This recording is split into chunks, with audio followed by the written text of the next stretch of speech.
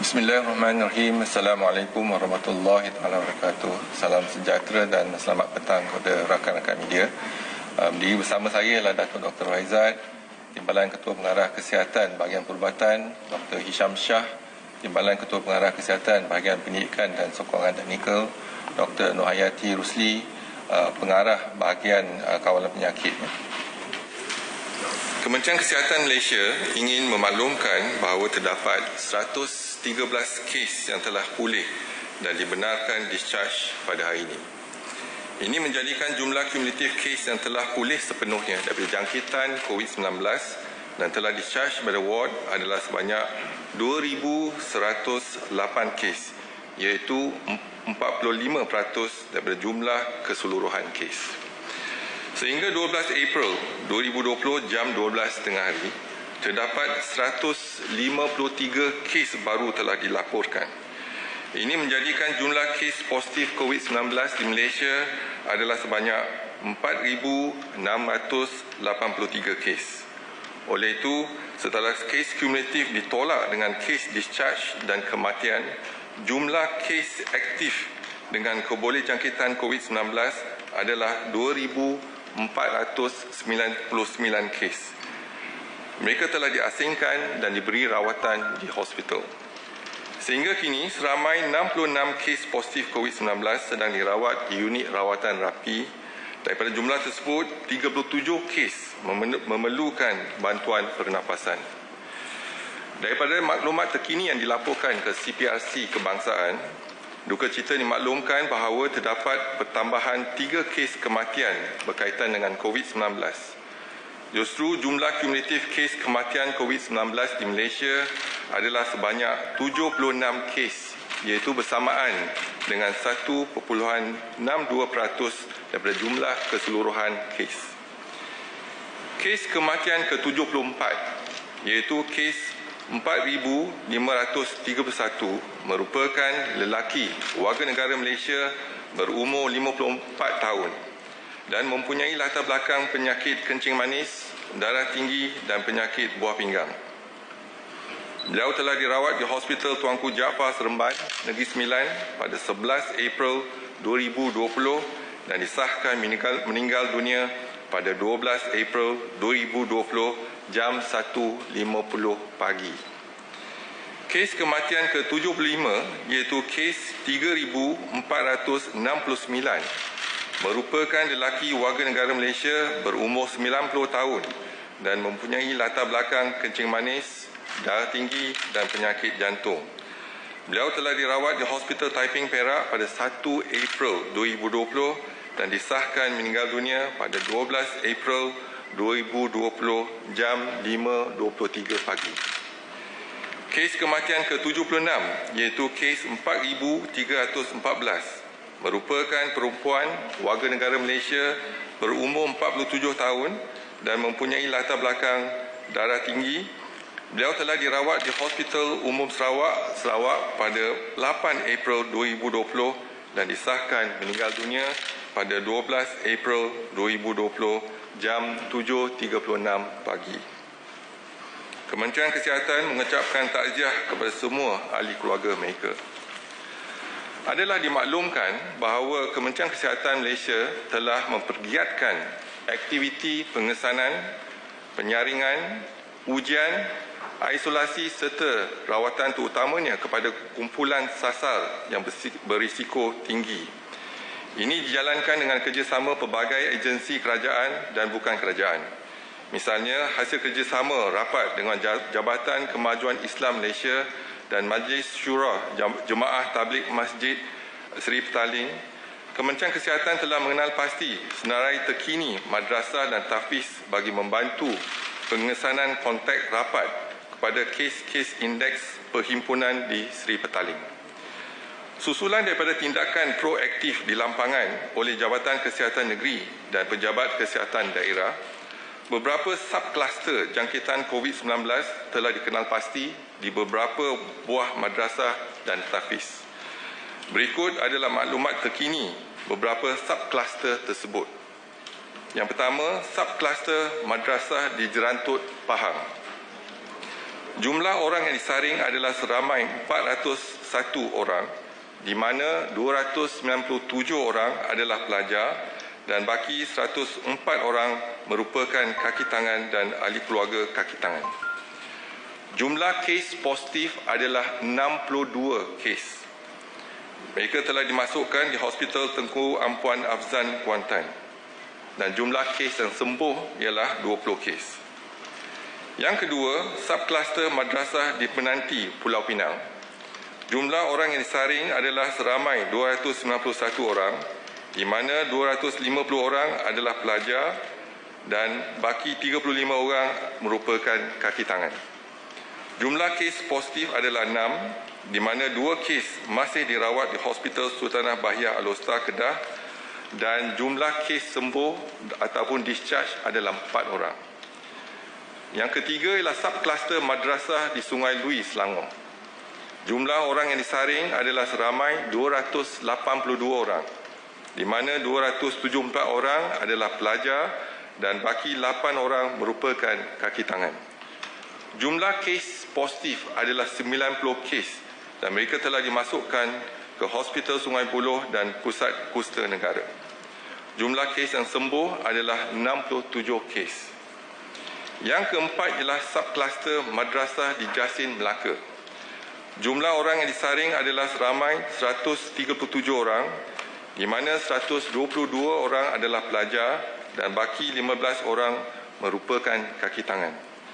Jumlah kes positif adalah 37 kes dan mereka telah dimasukkan ke Hospital Melaka.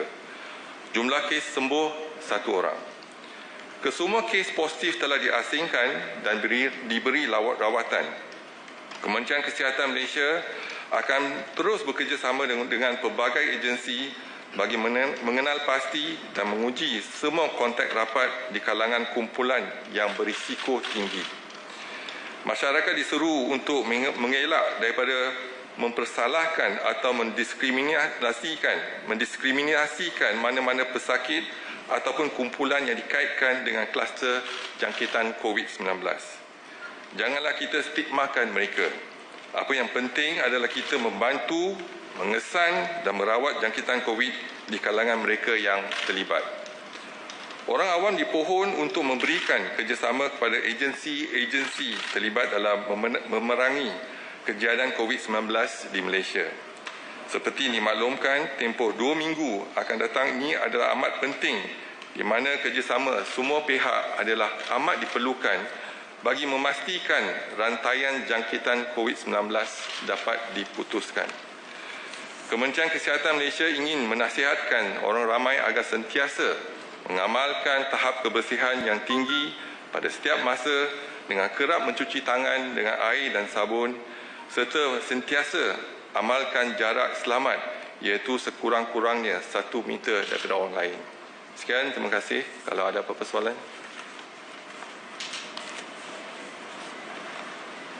Datuk DG, 2 soalan di sini. Hari ini Persatuan Farmasi ada cadangkan untuk lanjutkan kontrak pegawai farmasi untuk bantu negara dalam perangi COVID-19 dan apa respon Datuk DG tentang ini. Dan kedua, sekiranya kontrak mereka tak dilanjutkan, adakah KKM mempunyai pegawai farmasi yang mencukupi untuk perangi COVID? Itu saja Datuk DG. Yang pertama, isu kontrak. Jadi kita kena rujuk dengan kepada bahagian sumber manusia dan agensi pusat untuk melanjutkan kontrak tersebut. Walaupun dari segi ahli farmasi setakat ini kita memang cukup, tetapi mereka yang telah habis kontrak pun boleh juga berkhidmat dengan Kementerian Kesihatan mengikut jangka pendek dengan kontrak, bukan kontrak ya, sukarelawan jangka pendek.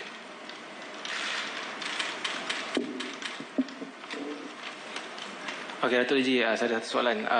Betul ke sekarang ni ada satu kajian mengenai tocilizumab untuk bersama dengan UM untuk mengesan kiranya keberkesanan ubat tersebut untuk pesakit COVID? Ada satu penyelidikan 2 hospital Kementerian Kesihatan kita telah laksanakan bersama, kerjasama penyelidikan bersama dengan universiti.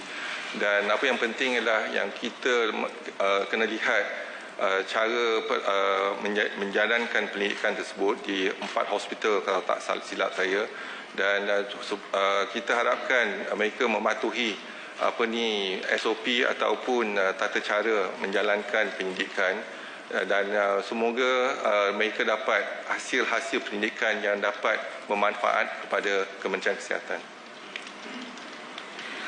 Datuk Seri difahamkan mereka yang telah kembali daripada luar negeri yang telah dikuarantin ada lebih 12,000. Adakah KKM ada mengesan kes positif di kalangan mereka di kuarantin yang kembali daripada luar negara? Terima kasih. Setakat ini memang kita belum ada kes-kes yang didapati positif, tetapi memang ada 12,000 kita telah kuarantinkan, sama ada di hotel ataupun pusat kuarantin Institut Latihan Awam.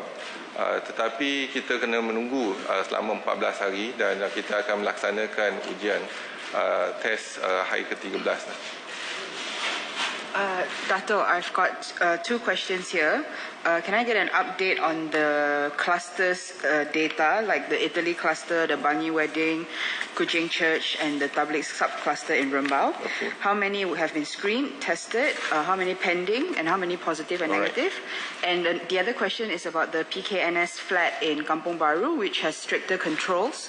How many more buildings are like this, and where are they? Okay, I answer the second question first. There's one death yesterday related to PKNS flat. Therefore, we are doing our active case detection over that area, basically in the vicinity. More important is that rest assured that our pejabat kesihatan daerah is taking action on that.